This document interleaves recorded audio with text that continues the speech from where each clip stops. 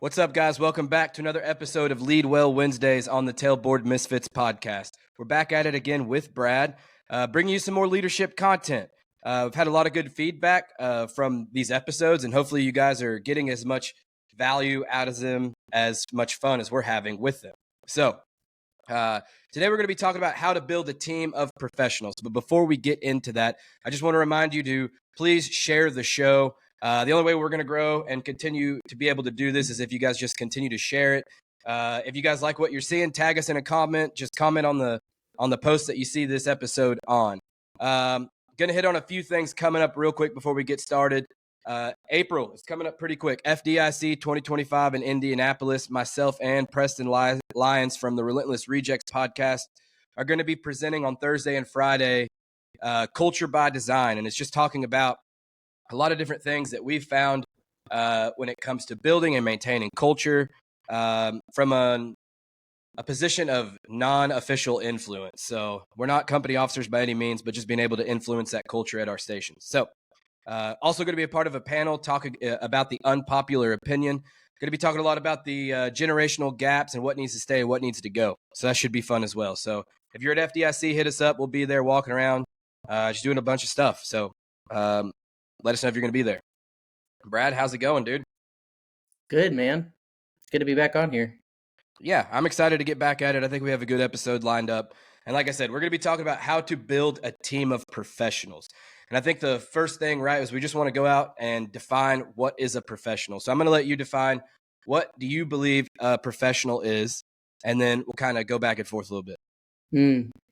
Man, hot seat right off the bat. So there's a lot of definitions. I think when you try to define what a professional is, and I was racking my brain on this the other day. Like, how could we define a professional? In my own words, outside of like the Webster Dictionary version, which I haven't looked up. And I think a professional is defined by reaching a level of excellence and maintaining that through consistent preparation. Something of that nature, I think, is kind of where I think it hits, especially in our career and what it looks like to be a professional fireman. I think that's kind of how I would sum it up. Yeah, and there's so many, like you said, there's a lot of different things that go into being a professional. And like I said, this isn't some official definition. This is just the working definition that we're going to work off of. And I love what you said, Brad. And for me, like, there's so many different things, but I kind of wrote down three main things, right? I want to highlight it. It doesn't matter if you're a paid fireman or career fireman or you're a volunteer fireman. Throughout my fire service career, I have worked with some volunteers that can out firefight plenty of career firemen that I know to this day. And so one thing that's big is the competence level. Like you said, you reach that level of excellence. And I think it's up to you to define what that level of excellence is personally, but you have to reach that level of competence to be able to do this job well. The other thing is mindset. I think we all have to be in the mindset of our mission, right? We're there to care for the people that we serve, regardless in what capacity or whether you get a paycheck or whether you don't. And I think that's like a big part for me is as a professional is like the way that we view the job.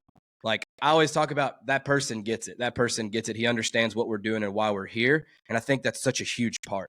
And then the last point for me is really just like your character, right? How do you hold yourself, your morals, your values? We don't want, pieces of crap riding the rigs, putting on a fake-aid for the people that we serve. And those are like the three big points for me. And then it goes into a lot of stuff that we could talk about, like big self-discipline, devoted to being continuous improvement, being committed to the job, and then standards, right? We all have to have standards. I think those are some big key points when it comes to just what does it look like to be a professional, because I love the short and sweet version that you gave, but I wanted to really highlight the fact that there's so many different facets that go into being a professional. I didn't want to know if you wanted to add anything to that part. No, I think you kind of hit the nail on the head. There's a lot of it, right? It comes down to who you are as a person when you're defining yourself as a professional and what it looks like to be that. And to kind of echo what you said about volunteers and I don't think just because you're a career fireman it makes you a professional. I think you have to define what a professional is and then adhere to that through standards. Yeah. Yeah, and a big thing for specifically us here in East Texas, and I don't mean to like drag people through the dirt by any means, but there is such a different culture when it comes to volunteer firefighting down here than there is. Let's just use like the prime examples up in the Northeast, up in like the New York, Long Island area. Like there are some what I would consider career volunteer firemen up there that would Hmm. probably run circles around us as professional career firemen down here. And so there's definitely a culture change between some places and other places. And I think when you talk about Texas in particular, like there can be a bad rap in the state of Texas when it comes to volunteer firemen. But just know that just because you're a volunteer does not mean you cannot be a professional. I kind of wanted to get into like how do we establish that culture of professionalism within your crew? I really want to stay focused on your crew, right? Because as a tailboard fireman, as a driver, or even as a company officer, like we're really in control of the culture of our station and our crew. And so I wanted to talk about like how do we set a good in a good direction to have that culture of professionalism within our crew at our station at the station level. Hmm. Well, we've talked about it before, and I think it starts with us. I think that first off, we've talked a lot on here about defining our why and our mission and casting vision and executing that. And I think that it starts there.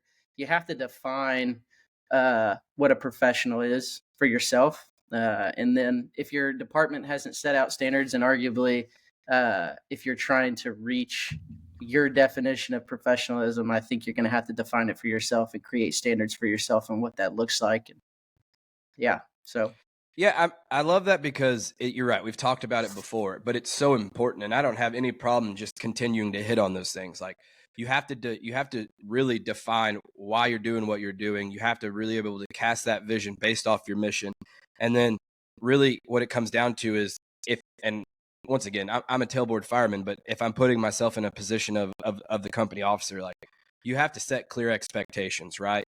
You have to be able to set clear expectations on every facet of everything that you do, from the way that we act in the firehouse to the way we act on calls to the training. And you're right, we have to lead by example. And I think within that, something that that maybe we don't fail on, but we just don't take it as seriously as what we should, is the factor of accountability within our crews. And really what I mean is that is like peer-to-peer accountability, not just accountability from our captain, because like once again, we've said it on here before, I personally believe it's super easy for that company officer to hold his crew accountable, right? Like he holds that position of authority. But what does it look like for me as a tailboard fireman to come to you, Brad, as a driver and hold you accountable for something that you may not be missing the mark for? And I get it. It goes way deeper than just being able to say, hey, you're screwing up. We're getting into talking about relationship building and stuff like that. But that peer-to-peer accountability within that crew, like, is super paramount to the level of professionalism you reach with the way you operate. so I think it starts, like you said, at a deeper level. And when we talk about gathering leadership and influence, like I don't think you can reach a professional level without having people behind you and around you to keep you accountable. But people are much less likely to approach you if you're unapproachable, and if you try to defend your position and react more than ask good questions and try to seek first to understand, as Steve Covey would say. I think that when we talk about leadership at whatever level you're at and gathering influence, like I think it's premised on discipleship and what does it look like to be a good disciple and to have good disciples and build relationships around you. I think you have to love others well and you have to care. And part of that relationship building is opening up the forum and just saying, hey man, like if I'm slipping, like I need that accountability. And then if you say that, like actually do that. Like don't, it's just lip service if you say, man, we need to hold each other accountable and da da da. But if John comes to me and says, hey, bro, you're not checking your air pack every morning. Well, if I just try to react to justify my position, well, it's just lip service, like we gotta open ourselves up to that, that accountability. Otherwise we're never going to grow. So I think You have to surround yourself by people that are going to do that for you. But it starts with a conversation of allowing that, giving them that open space and not just assuming that like you can come to me with whatever, man. Like just having that conversation first, I think. Yeah, and we're going to talk about uh, not being in a position to really pick your team. A lot of us are put in a position where we're just placed on a crew, or we bid for a crew. We can't like go out and handpick each person of our team.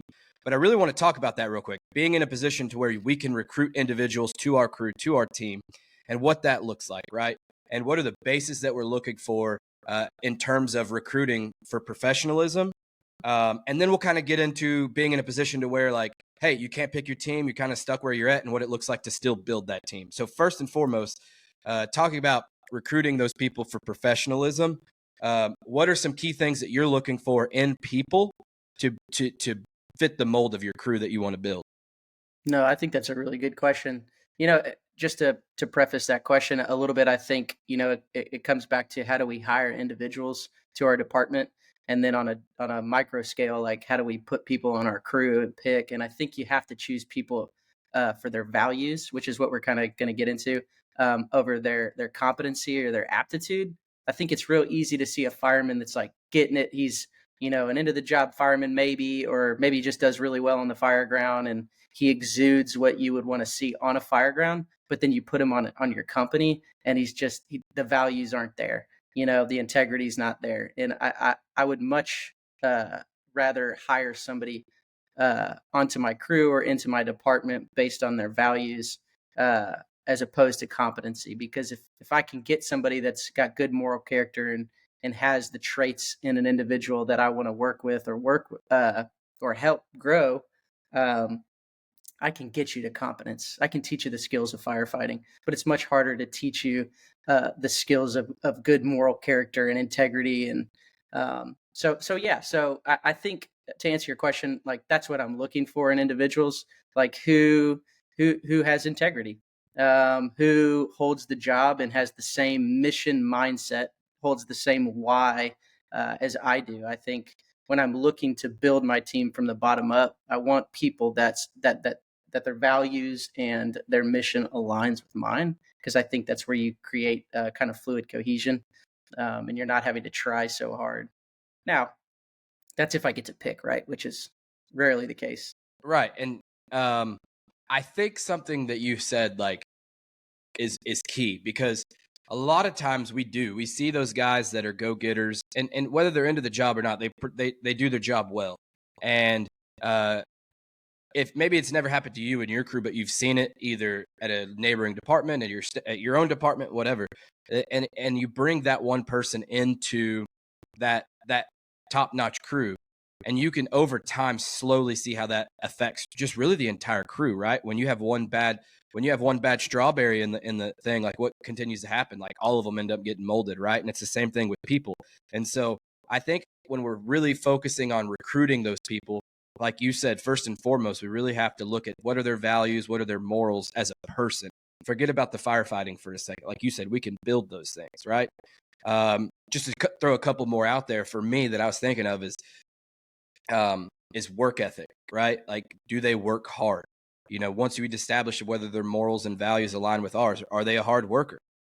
What's their attitude like? For me, it's attitude's probably one of the biggest things, and we've all fallen short when it comes to the attitude category. But overall, what is their attitude day in and day out at the firehouse and on calls, right? Does it align with what our attitudes are? And the other thing, because no one likes someone that's egotistical in their firehouse, is like, what does their humility look like? And then, like, let's talk about, like, once we get those people in, and once we get those people into our crew, what does it look like to really just like maintain right there, like maintain that level of professionalism, and how do we build it once they're in there? So let's talk about building it first, and then maintaining it. Yeah, so building it, I think, is exactly what we're talking about, right? Seek out the individuals that you want on your crew, and hire them into your crew. Seek them out based on those things, right?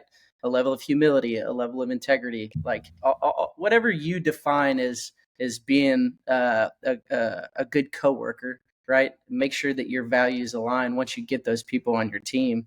then yeah, I think you create standards within the company, and personally for me, it's training, it's personal growth and development, and training on the skills of firefighting or training on the skills of life and leadership. You have to define those out and then get it done, maintain consistency.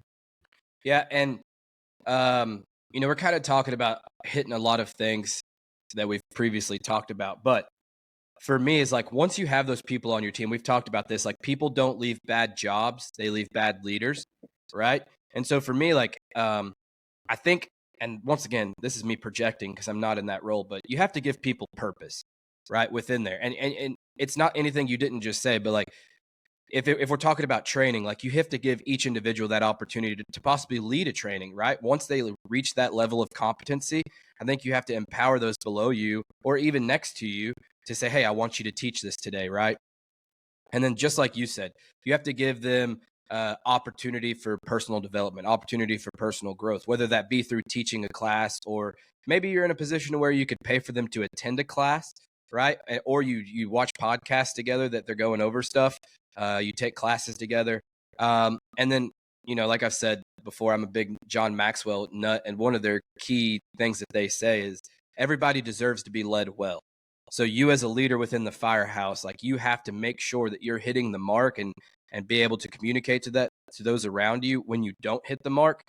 But everyone deserves to be led well. So you have to be a good leader within the firehouse. Yeah, I'd agree. But people go where people are valued, and like let's unpack that a little bit. Like I have to feel, for me to want to stay, whether it be at a job or a company or whatever, I have to feel like I have opportunity to grow as an individual, to progress, to use the gifts, talents, and abilities that I have to make an impact on the world, right? On a larger scale. And on the company level, what does that look like? Well, I want to grow. I want to learn. I want to be better at my job every single shift that I come in. I want to grow in leadership. I want to grow in competency on the fire ground. I want to grow in skill and ability. And if I'm not at a place where I feel like that's happening, well, I'm going to find that. That's why we say people leave jobs. They don't leave jobs. They leave poor leadership. And so I think as a leader, be it formal or informal, I think you have to extend that value to people and help them, right? That's the servant leadership model. What can I do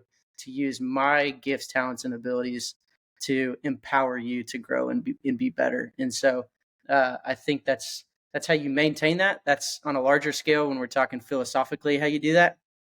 But practically speaking, at the day to day, what does that look like? I think that you hit one example. Okay, let people train. And not everybody's a teacher and instructor formally. I think people are empowered to have opportunity to mentor, and I think that everybody at some level should mentor and do their part in leading well. But I think that you, as a leader for that individual, have to figure out what makes them tick. What are the areas that they need to grow? What are the areas that they want to grow in? What are some of their blind spots? And that's part of that relationship building and having that open conversation constantly, is kind of figuring what those are, and then executing on those, right? Coming up with a formalized plan as the leader of how you're going to help that individual grow. I've got a notes section on my phone. We talk about practical things. I've got a notes that I keep on my phone, and I have for probably the last 5 or 6 years. Each company that I've worked for, and I've probably worked for 3 or 4 companies over the last, I don't know, what did you say, 6, 7 years? And I will write each individual's name down, right? Whether I'm the firefighter or a driver. That's what I'm right now. I'm a driver. I'll write each individual's name down in this notes section: the officer, the drivers, the firefighters. And I will just start taking notes. What makes them tick? What's the priority in their life? What do they value? Right? All these things. Maybe some deficiencies that I see from my perspective, and maybe some that they've explained to me. And then I'll start charting out a growth and development plan for them. What do I want them to work on? What do I, Brad Conrado, think is a priority in the firehouse? What do I think that they should be good at? And start to attack those. Like we talked about, masking up. It's a fundamental skill of firefighting, and a lot of people don't understand the value, and I think that's through ignorance. So we have the conversation. Why is this important? Why do we think this is important? Why do I think this is important? And if I have the rapport in the relationship with you, right? Nobody cares how much you know until they know how much you care. Once you know I care, you're going to listen, and we're going to have the conversation. Hey man, this is why I think masking up quick is super important. This is why I do it every day when I check my air pack. Okay, cool. And then we practice it, right? And I want to get you to that level, but it's because I wrote it down. And I think as a leader, you have to take notes. For me personally, so you can define what you want to change, right? You can't change what you can't define, but if you can define it out on paper, it gives you a real time, like, okay, how are we doing? Where's progress going? And man, I found that to be super helpful, especially if you're a company officer. I think that having something tactile like that in your hand, where you can just look and say, okay, I'm trying to put company training together for the day. Let's see where everybody's at. What would be a good way to kind of catch a lot of this in one? And I think that's a good place to start. Anyway. Yeah. Yeah. No. And what I love about the whole talking about like recruiting people is recruiting them is only one step, because I think us as firemen can, and I'm not saying a lie, but we all know like what a good crew, what a top performing crew looks like, or at least is supposed to look like. And I think that if I'm trying to convince you to come to my crew, Brad, that I can say all the right things to get you there. But what does it look like to keep you there? And it's a lot of the things that you just said. Like, I don't even have to re-emphasize any of it. Is giving people purpose, giving people a platform to do what makes them tick, and then showing good leadership abilities to keep them there, to really push them forward and keep them on our crew, right? Because like we said, people don't leave bad jobs, or they leave bad leaders, and that's the same thing for a crew. People don't leave bad crews; they leave bad leadership on their crews. Okay, so let's talk about this, because I feel like this is what the majority of the fire service is in. Is we're placed on a crew, or we're in a position of informal leadership, and we're to drive this point home. We are stuck with the people that we're stuck with. We have people that are probably not all on the same page, not on the same wavelength as us when it comes to the job, and we really want to try to elevate those people. So I'm gonna let you talk about that for a minute, and what are some key things that you think about when you talk about being placed on a crew that may not be up to par with the level of professionalism that you would like? Yeah. So again, and we don't have to hit this long, but it starts with yourself, right? It starts with what do I define as a professional being? What do I think I need to be doing to be that professional fireman, that good fireman? And I feel like once I'm on that track, because if I'm not on that track, I can't bring anybody with me, right? You got to give a reason to be followed. And I think once I'm there, and man, people can spend a lifetime just doing that, you know. But once I feel like and not that I'm trying to like fill myself with a false sense of achievement, or, but once I feel like I'm hitting the mark and I'm doing what I need to do in my personal life to maintain that consistent growth in where I want to be and where I want to take people, I've defined my why. I've cast the vision, and now I'm setting goals and I'm achieving those goals. Then I want to start to bring people with me.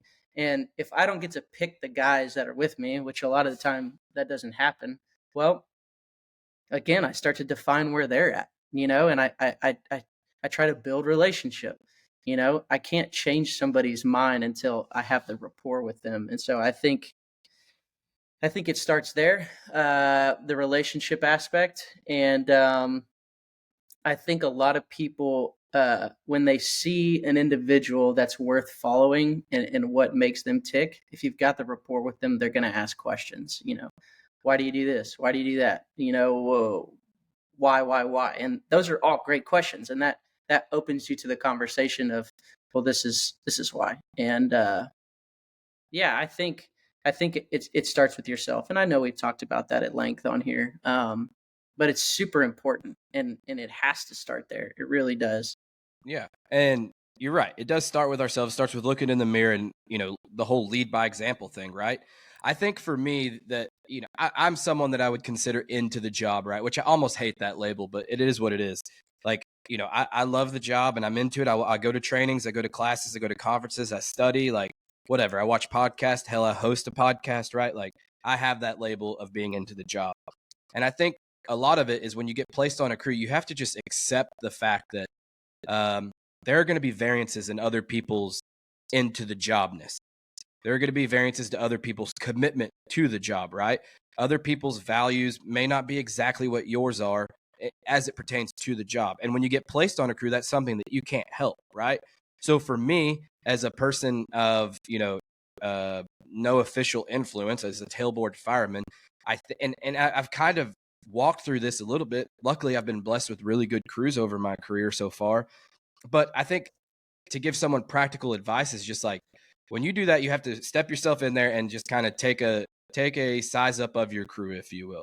And you have to realize and identify who those top influencers are, who holds the most influence with that captain, right? Then you have to, attack that person in a sense of building relationships with them, not like verbally attack them or beat them up or anything, but like you have to like really build that relationship with them, right? From the ground up. You don't want to, not say that you don't want to build a relationship with the captain, but you have to work your way up to that level. And so first and foremost, you have to gain the influence of that person that has the most influence with that officer. And then you can really start making moves, right? If you could influence that person, right now you're starting to implement training, through the grapevine, if you will. And I love the quote that you said is this isn't, I don't know if you made it up, but I've heard you say it a couple of times, is growth takes friction. And that's not going to be an easy road to do. There's going to be a lot of friction there, right? You're going to have to do a lot of explaining why things matter, explaining things that may be contrary to what that person may believe. And you're really going to have to put in the work, and that's going to create friction. But through friction comes growth. And if you can, I would love for you to talk about just that concept of influence other people, kind of having to put in the work and really working through those friction points of being in that position. Yeah, so you said it, right? Growth takes friction, friction's uncomfortable. That's the quote. And I think you have to learn to be uncomfortable, whether it's in your personal life or obviously what we're talking about, trying to get a company where you want them to go. I think you have to be patient. I think you have to lead with love. I think you have to, that's why it's prefaced on having relationships with people, right? If I've got the relationship, then it opens to a conversation. And yeah, I think you have to, I'm a man of faith, and the Bible says, sprinkle what you say with a little bit of salt. There's times to be blunt, but especially when you're having open-handed conversations about, whether it be tactics or training or whatever it is, I think you have to be lead with diplomacy and say things politely and explain the why. There's going to be a lot of explaining the why, but that's good. It helps reinforce where you're at and why you believe what you believe. So I think it does a lot for us too when we're trying to influence people of where we want to go. And again, like I think people understand on this podcast, if they're listening, they understand the heart and intent. Like it's not to be manipulative. It's not because I'm trying to manipulate you to think the way that I think or be the way that I am. I think when we define what makes a good fireman, and that's out of a genuine place of humility. We want to bring people with us, right? We want people to see the light. And so I think if your mission is pure and you're doing the right things, I think you're going to do that with love. And yeah. And when you're communicating those things, are there certain things that come to mind that like you're going to, this is like if you get one thing across to that person, this is the one thing that you're going to get across to them? Because I have an idea for one in my head, but I'm just curious where you think. Like you're trying to influence people on your team from an informal level, and you want to explain the importance of one thing. What is that one thing? You talking about like the job in general? Yeah, as it pertains to being a fireman. That might not be a good question, and I could edit this out, but it's very vague. Like the why we do what we do. Well, first and foremost, as a fireman, we're there to protect lives and property. And if we call ourselves a professional, or we want to call ourselves professional, then we have to define what it means to professionally do that. And for me personally, it's personal growth and development and company training, like that at its core, And so, what does good company training look like? And man, I'll be honest, we could spend a whole podcast talking about company level training. I think that people, this is kind of, we talked about this off camera a lot. And I think this is kind of a recent epiphany that I've had as it pertains to company training. You want me to go into that? Yeah. So I think like when we talk about company training, and this is kind of a pitfall, I think, let me preface a little bit. I think when you have a good team, you have a good company, let's say you've put the work in, you're working on yourself, you're doing the right things, you've built a team, or you're getting people to understand the mission, and we're all kind of on the same page and pointed in the right direction. We would call that a success, right? Like that's a successful team. And I love the quote, there's no killer of future success like current success. It's easy for us to get to a point where we think like, hey, we're that crew, and like, where do we go from here? You know, when you get a new company, be it a company officer or somebody who has influence at the station level when it comes to training, I think that we kind of get into this false sense of enjoyment when it comes to training. Like, we're teaching guys new things, like this is how we stretch hose, this is how we force doors, this is how we throw ladders and search buildings, and you kind of get into the skills of doing stuff, and it's fun, it's sexy, it's new for guys that maybe don't understand the why behind the skill, and so you're teaching them all these things, and it's easy to get bought into that. But there comes a time when you've learned the skills. Let's say you're not amazing at them, but you're starting to reach a level of proficiency, and then we get to this place as someone leading training where it's like, okay, where do we go from here? Like, what do we do now? Like, we've pretty much, quote unquote, done it all, and how do we continue to grow and succeed as that company? And a lot of the conversation that we have is how do we get to that point?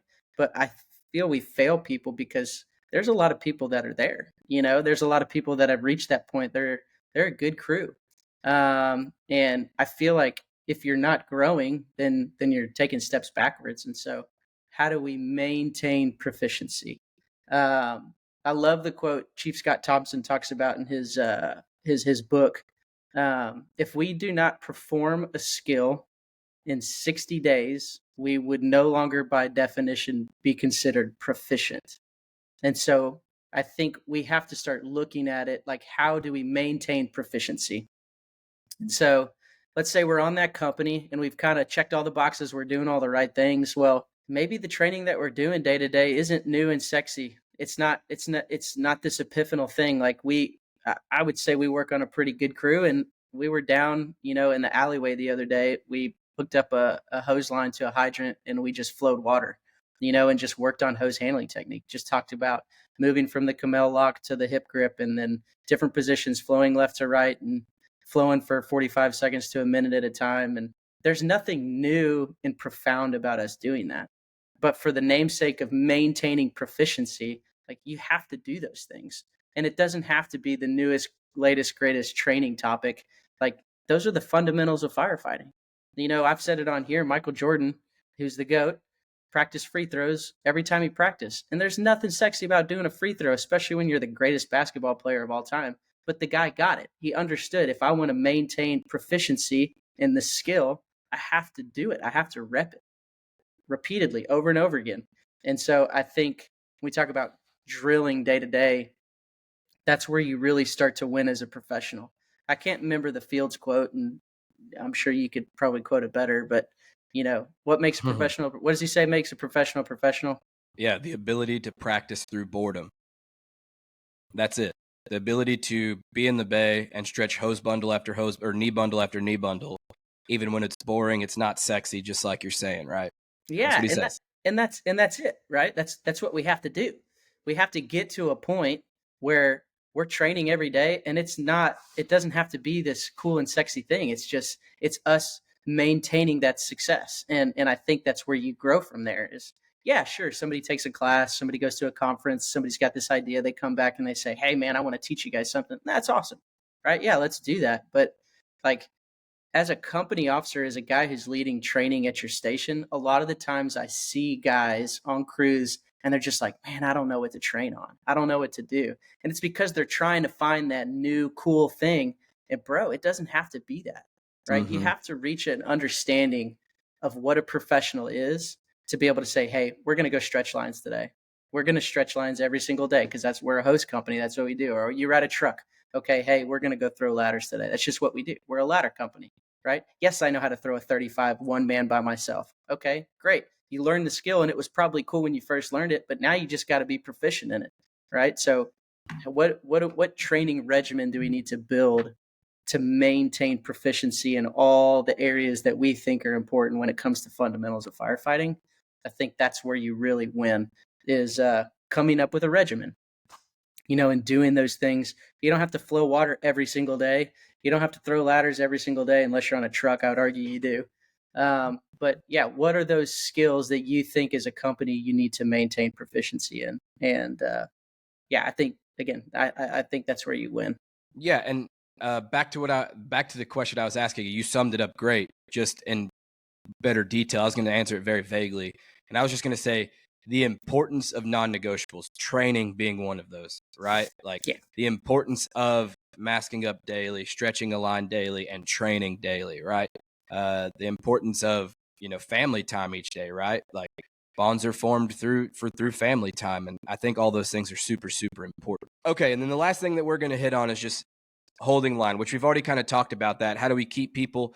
But every now and then, as firemen, as people in general, like we're going to miss the mark. When missing the mark happens over and over and over again to a point where it becomes habitual, and now we need to say something, and now we need to hold someone accountable. We want to be able to do that in a way where we don't just push someone away from the crew. We don't want to alienate anyone. And so we've talked about difficult conversations on the podcast before. And I wanted to hit on it in terms of this, like how do we correct someone without pushing them away from the crew, without alienating them and feeling like they're no longer part of our tribe? And how do we go about having those difficult conversations? Yeah, so I think and this is a quote that I've lived by for quite some time now, which is we praise in public and we discipline in private, right? We discipline. What does discipline mean? Discipline is looked at a really bad as a bad thing, because of the way that we might. Oh, he's getting a write up. He's getting disciplinary action. Like if you look at discipline, discipline is a derivative of disciple, right? Which means to teach, right? Which is a good thing. We talk about that on here all the time. Like I want to grow. Come teach me. Come discipline me. Come disciple me. And so, discipline's not always easy, right? When someone's telling me that I'm missing the mark, that's difficult to handle. And so, yeah, so I think we praise in public, we give praise in public with the company, but if we want to discipline somebody, I think that's a closed door conversation. That's a conversation between you and that individual. And I think that's part of that relationship building. If you have the rapport with them to have that open conversation, um, then you talk it out uh, behind closed doors, or just a conversation between you and them of like, hey man, whatever it is, let's give an example. Hey man, every time it's time for us to go do a company drill or company training, man, you got a sour attitude about it. And I think, again, sprinkle with what you say with a little bit of salt, lead with love. And I think you hold them accountable to the standard that we've set as a company. You know, if this is what we say is important, if we say that company training is important, this is how we achieve that vision of being that company that we want to be, so we can execute the mission well. Like this is what we have to do. And it may not always be perfect timing, it may not always be good, but again, we want to grow. Growth takes friction. Friction's uncomfortable. We got to be okay with being uncomfortable. And then you just bring it up, and maybe ask good questions. Hey man, why do you have a sour attitude? Because you never know what you're gonna hear, man. Mm-hmm. Right? Hey man, I'm going with some stuff at the house, or like this, that, and the other, or my hip's been bothering me, and it just hurts. And every time we get in bunker gear, it jacks me up. Like whatever the case is, it opens you to that conversation to be able to lead them well. And but yeah, at the end of the day, like it's our responsibility to see those things and address them as leaders within the company. So yeah, man, I would say you got to address it. Yeah. And that was kind of, we talked about this earlier, like the peer driven accountability. And, you're right. I still think it's appropriate to have those conversations peer to peer privately, obviously. But, whenever these things come about, I see a lot of times like people just push it off. Like, we're just not there yet. They push it off. I settle on the other side of that is like, I personally think things should be nipped in the butt pretty quickly. And I still think you do it correctly. Like you just stated, like everything that you just said, I agree with 100%. But oftentimes, like, if you delay like a private conflict, like it's going to end up being a public conversation. And we don't want that to happen, right? Like we want these things to be nipped in the butt very, very quickly. And so if there's a need for a private conversation, like have it early. Like, let's not let this progress any further. I'm trying to remember whose class I was sitting in, but I remember sitting in a class and they said something so profound. And at least for me at the time, it was just like, man, the more we just delay these difficult conversations, the more just off the wall crap we build up in our heads. All of a sudden, like, it's someone's hip that's bothering them and they don't want to go out and train because they don't want to agitate their hip. And we build it into, man, they hate training. They don't want to train. They want to be better, blah, blah, blah. Like, we just build up these reasons for them. When if we would have just approached them immediately, like, we would have found that out a lot quicker. And so that's where I sit with it, is just like, man, have those conversations early. If you see an issue, address it quickly. Address it quickly so it doesn't build up over time. It doesn't spill over to other crew members or whatever the case is. Because if you leave it alone, it's going to end up being a bigger deal than what it should be or even needs to be. And that's kind of where I sit with it. Yeah, like it reminds me of the quote, when the leader recognizes a problem and doesn't address the problem, the leader becomes the problem. Exactly. Right? When we know we have an issue, right? This guy complains about training, or this guy complains about whatever, a tailboard fireman, they're kind of responsible for doing the laundry. We got a problem with this guy not doing the laundry every shift. Like, when the leader doesn't address it, the whole company knows it's going on. And if he doesn't fix it, well, now he's the problem, because it's his job. And it doesn't have to be the formal leader. It doesn't have to be the boss. Whoever leads in that company, and arguably we're all leaders. So address it, man. Right. And it can happen at the firefighter level, but you're absolutely right. When we don't address the problem, it tends to stew and build it into something that it's really not and never should have been. So. Yeah. All right, guys, just to recap real quick, we've been talking about how to build a team of professionals. A professional isn't a mark of being paid or not paid, career volunteer. It's all about mindset, your competence level, your character, right? What standards you're living in.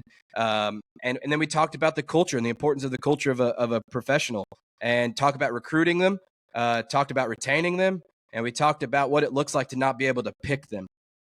And then we talked a lot about just holding that line and just what it means to maintain that level of proficiency and professionalism. So we're going to be back at it again in a couple weeks, another episode.